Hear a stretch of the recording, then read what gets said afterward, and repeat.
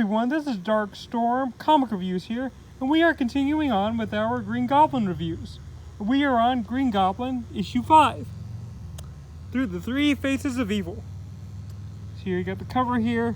I actually really like this cover. Sorry for the glare. You got the Green Goblin here. You got the smoke trail, that's pretty cool. Very nicely drawn. And you got like a... Now, for those of you who don't know, these are like the three faces of like the past goblins. The past people who have taken on the mantle of the goblins, and they're going to play a pretty important role in this issue. We got one here. Got one here, it's pretty cool, pretty menacing, pretty awesome. We got another one over here. And that's the whole cover. I'll explain more of who these guys are as we go through the issue, but yeah. But anyways, so we open up, and Phil Urich, the current Green Goblin right now, he's kind of like in a dream sequence. So he's kind of in a dream sequence. He's sleeping. It's kind of this really bizarre dream sequence. The Green Goblin comes in, and this one right here, for those of you who don't know, this is the classic Green Goblin, the first Green Goblin, Norman Osborn. And, you know, if you're a big fan of Spider-Man and you've read the books, the thing that he's actually flying on is his glider broomstick, which is what he flew on in his first appearance of... his first appearance in the Spider-Man comics. That's what he flew on. So I like that little detail, that little nod to his first appearance. Because that's what he rode in his first appearance. But yeah, so he's just, the original Green Goblin is just tossing pumpkin bombs at Phil. Phil's running for his life. He doesn't really know what's going on at this point. He doesn't even know if he's dreaming or not, but kind of tell it is a dream. Here's the Green Goblin, here are the pumpkin bombs, and here's Phil running for his life here. Hopefully y'all can see that really well. So yeah, Phil's running for his life. He's wondering what's going on. And then we see that another goblin finds him and captures him. And it's another Green Goblin. But this Green Goblin is actually Harry Osborn, the second Green Goblin. And Norman Osborn's son, Harry Osborn. So, yeah, Harry Osborn, the second Green Goblin, finds him. And then we see that another Green Goblin finds him. And this Green Goblin, for those of you who don't know, or don't keep up with the Spider-Man comics, this Green Goblin is the third Green Goblin. And he's a guy named Bart Hamilton. And Bart Hamilton was actually Harry Osborn's hypnotist, who I think kind of stole or acquired his Green Goblin equipment and kind of used it for like criminal underworld dealings and stuff like that. But he was pretty easily stopped by Spider-Man. So yeah, this is Bart Hamilton, and that's Harry. They're kind of, so basically what they're doing is they're kind of talking about Phil and saying, I don't think this guy's really fit out to take up our goblin mantle. Like, he's so inadequate. He doesn't know what he's doing. He's such a newbie and a wannabe. Like, he can't take up our mantle. And then we also see that we got the original Hobgoblin, Ned Leeds here. And he kind of gets in on the action, and he goes like, yeah, I don't really think Phil's cut out for this either. I don't think he's cut out to be the goblin. I don't think he can handle it. He's not worthy. That's basically what they're kind of talking about. They're kind of just like all discussing like, he's not worthy, he can't take up our mantle, he's not strong enough, you know, we should just beat him up because he doesn't know what he's doing. And while they're arguing over him, Phil kind of makes an escape down a sewer. So you see, they're kind of arguing over them. Hopefully I'm showing the page as well for you guys. Kind of arguing over him. He makes a jump down toward the sewer. He lands in the sewer. And he's trying to run, but then he comes across yet another goblin. And this is the Demo Goblin. And he's like okay, now I don't really know much about this goblin, but I think he he's demonic and he like punishes sinners or something like that. I don't really know too much about this one, but I mean, hey, he looks cool. So yeah, but he gets caught by the Demo Goblin, and then he gets blocked by some bars. He can't make it out. He can't escape, and he ends up getting fried. But then, like I said before, you find out that it was all just a bad dream. He's having a bad nightmare. Supposedly he wakes up. He's like, man, I'm sweating like crazy. I need to go back to sleep. You know, that'll teach me to read my because he was reading, I guess, the Dynasty of Evil Before Bed, which is a book that his uncle Ben wrote, because you know his uncle was Ben Urich, and he wrote this book on the Green Goblins and the Osborns and like their history, and so I guess that's what he was reading before he went to bed. So he's like, you know, maybe I shouldn't read that before I go to bed. And so then he's like, oh, I gotta go back to sleep. This is crazy. It was all just a nightmare. But then he finds out that nope, he wakes up from his nightmare, but I guess his nightmare is apparently still going because Harry Osborn is like standing right there. And he's basically saying, like, come on, man, you know, every one of us has died, you know, you can't, like, it's kind of just normal for us goblins to all die and get killed and everything. I mean, come on. And he's basically saying, for more context, he's basically telling him, like, you know, if you're gonna be a goblin, you kind of got to expect death, and that's kind of what they're kind of talking about here. Is that you know, there's a saying in this issue that goes like, all who assume the mantle of the Green Goblin are essentially gonna die, like they're gonna die, and so Phil kind of struggles with that issue and with that thing in this issue, like man, you know, I don't want to die. Like, I love being the Green Goblin and everything, but I don't want to die. You know, I don't want to assume the mantle and die just like all the other goblins, because that's the cool thing here, is that all the other goblins, you know, all the other people who took on the mantle of the goblin, they've all died. They've all taken the big dirt nap, as this issue says. So he kind of has to struggle with that. So yeah, they're kind of just talking. It's pretty creepy. It's really cool. I kind of like it. You even see some blood here, which is kind of rare for a Marvel comic to do. And it's just kind of cool and it's kind of creepy. They're all basically just saying, like, you know, it was Phil's choice. He made this decision. You know, he has to decide, not us. And so basically, to make it more clear, these are basically just like visions he's kind of having. He's having these sort of delusions of the goblins, I'm guessing. You know, so these are just like delusions that are kind of talking to him, and you can tell he's kind of going that crazy route like the other goblins. And then you see Hobgoblin here. And the Hobgoblin is basically telling him, like, yeah, all the other goblins died due to insanity, but I was the only one who didn't die of insanity, and even that didn't save me. You can see, like, the slit in his throat. So, you want to make sure I get this off for you here. You got Norman, Harry, you got these guys here. Yeah, you got the Hobgoblin, Ned Leeds. So, yeah, it feels like I've had enough of this craziness, so I'm just going to go show up my friend's place. And he does. And while he's there, he's thinking to himself, like, I don't really want to die as the goblin. Like, I don't really want to be like the other goblins and die, you know. I don't want to lose my own life. So he's basically thinking to himself, but hey, maybe there's a way I could avoid this. Maybe there's a way I could avoid dying and maybe being remembered better, you know. Maybe I could avoid the death part. Because as we explored, if you look at my last issue, we kind of, issue 4, I believe, we kind of go over that Phil's kind of a selfish character. Like, he's not really a hero, and he's kind of just in it for his own gain, which to me is kind of what makes him interesting. He's not an anti-hero, he's not a hero, he's not even a villain. He's just kind of more, he doesn't like kill people per se, he's kind of more for his own interests.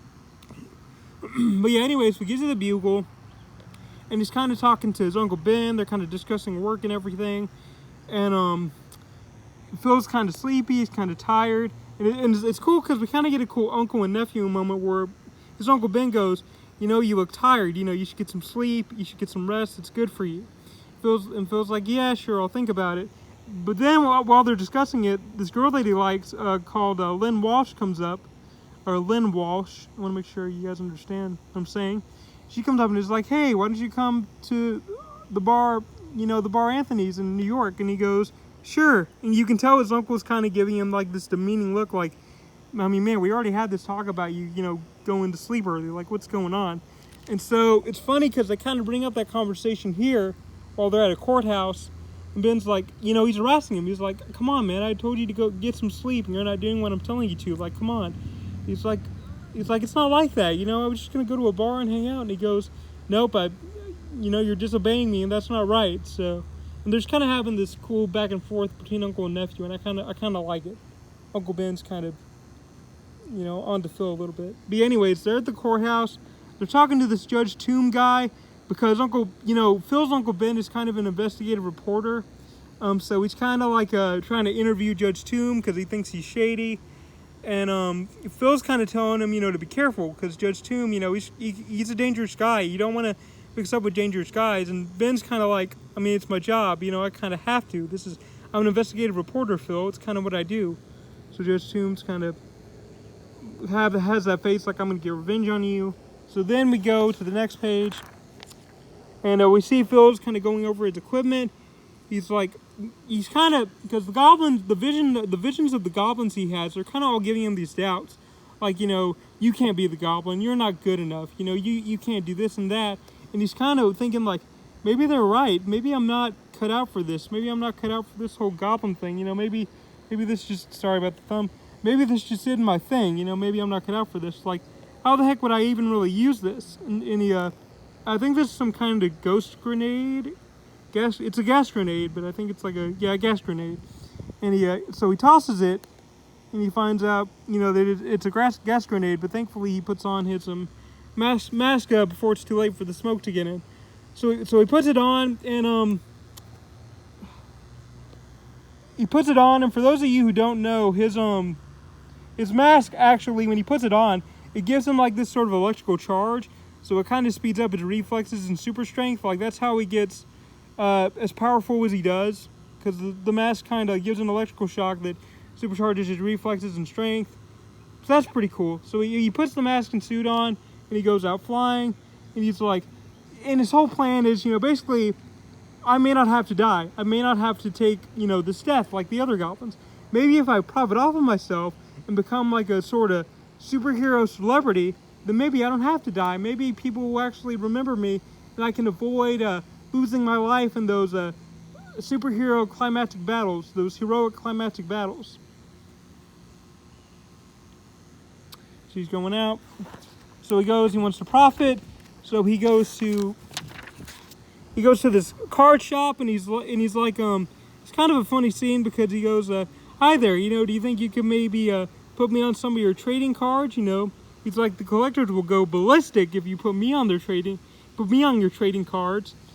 And the guy's like, dude, are you serious? You're like a bad guy. Like, you wouldn't sell. You know, the Human Torch is hardly selling these days. Nobody would want you. You're a bad guy. You know, nobody would want you. And he goes like, fine, man, fine. That's up to you. That's your decision. But make no mistake, you'll regret not putting me on your cards and not profiting off of me. And so basically, he's like okay, well, that didn't work. So I guess profiting off myself isn't gonna work. And so then he has the visions coming back to him, and they're like, Phil, you know, you must not deny your destiny. You are a Green Goblin. You know, take what is yours. We've got the vision of Norman here with the backlighter in his chest. And then we also got Ned Leeds, and he's like, you need to plan it out. You need to strategize. And that's not really your specialty. And then Norman's like, just embrace your destiny. He's having all these, okay, so basically he's having all these visions going off in his head of the other goblins. And it's kind of just annoying the crap out of him, because he's like, would you guys just leave me alone? Like, come on, just leave me alone. So then he's flying around, and he sees that this pizza shop is getting wrecked. And at first he's like, you know, this is none of my business. Why should I care? You know, this pizza shop isn't mine. I don't live here. I don't know the owners. Like, why should I get involved?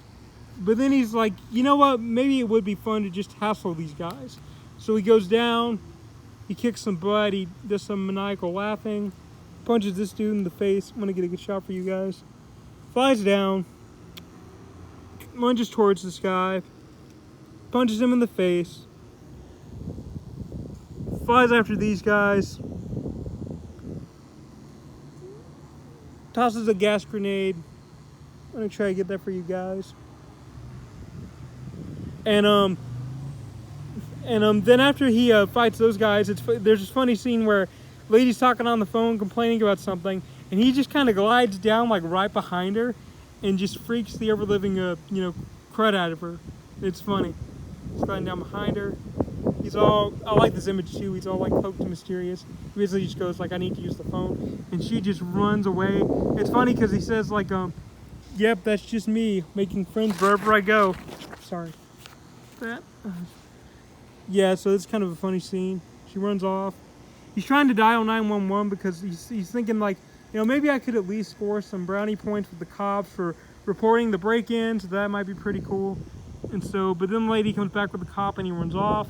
And I like this scene because it kind of shows that he might be going down the dark path. I mean, this issue it's kind of leading to the point where it's kind of inferring that he might go down the dark path with all these crazy visions, and the fact that he just kind of picked on these guys for not really heroic reasons. He kind of just went down there to beat them up just for fun, which is kind of what an evil goblin would do. So Yeah, and I like how this book shows he could kind of go down either path. He could go down, Phil could go down the villainous path of the goblin or the good path of the goblin. And it's kind of interesting to see.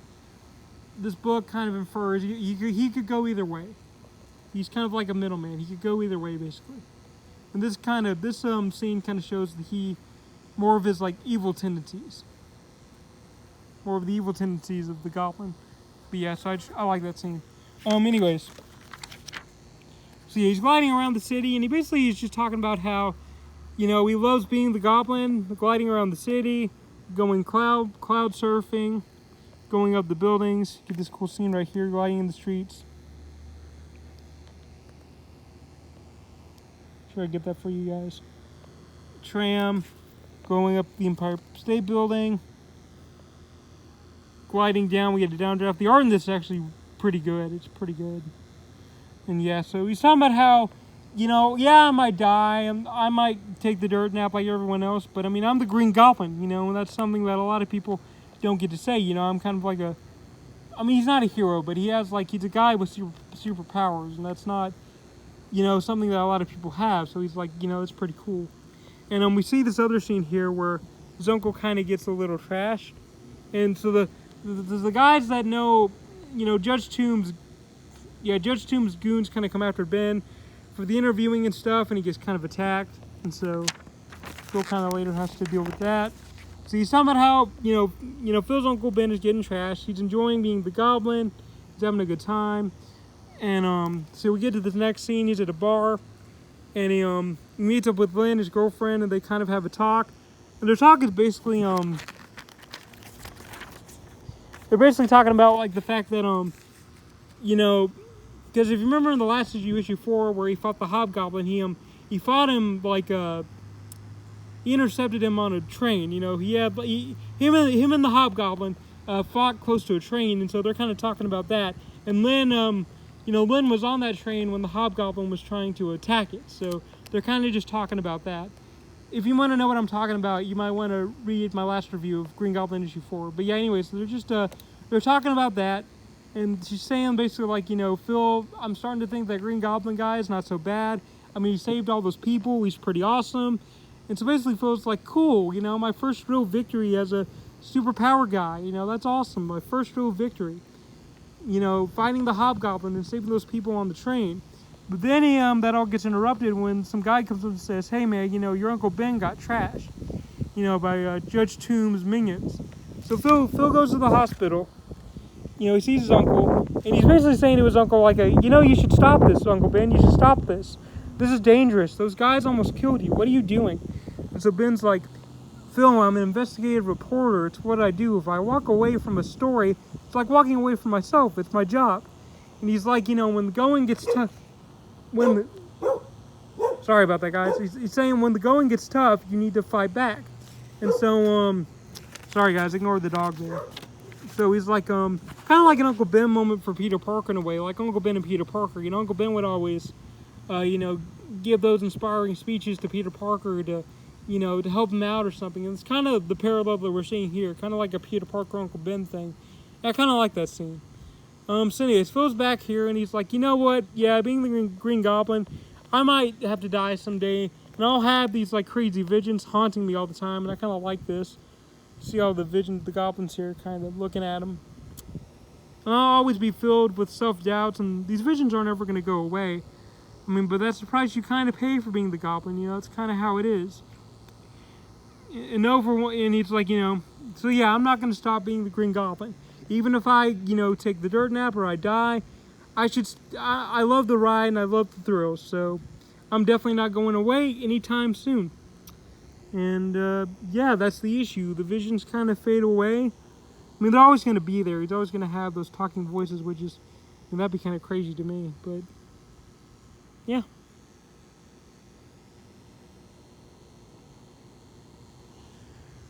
And that's the end of that issue. So yeah, I like this issue. In fact, it might be one of my favorite ones because this really dives into... Let me go back so I'll talk about the issue as a whole. Sorry about the dog barking, guys.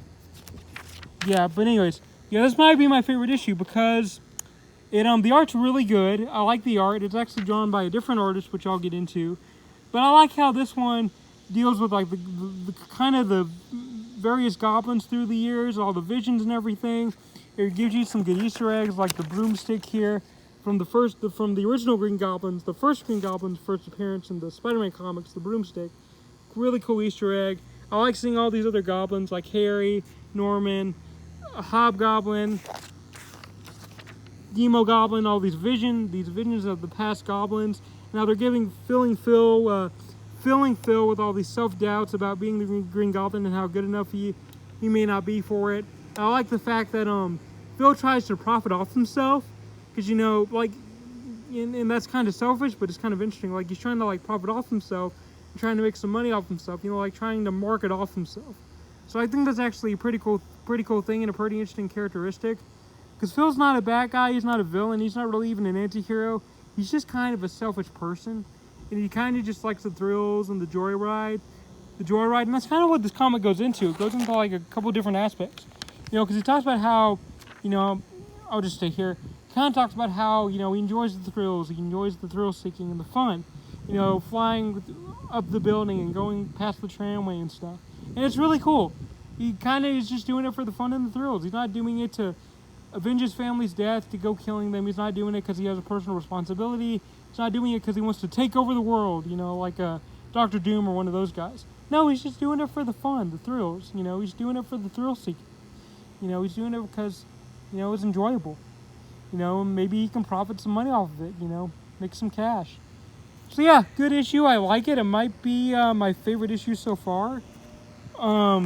Just because it dives into a lot, the past goblins, filling them with self-doubts, and how he kind of somewhat overcomes those self-doubts. Like, he still deals with them, but he kind of decides, nah, I'm going to stick being with the Green Goblin. And also, it kind of shows his, Phil's kind of selfish aspects, and I kind of like that. Like, he's more into it for the fun and not really the actual superheroics. He just wants to make money. So I kind of like that, too. And, yeah, it's a good issue overall. So here's the, let's see if I can find the... So yeah, I may have to look.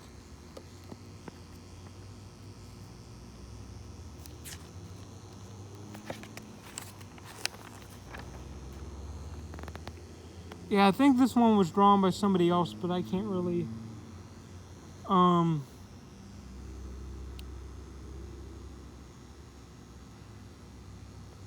Yeah, I'll put it in my comment section or something, so we'll do it that way. But yeah, it was drawn by a different artist. Maybe I'll put it in my, info section or something. But yeah, that was Green Goblin issue 5 review. I hope you guys enjoyed it, and I'll catch you later.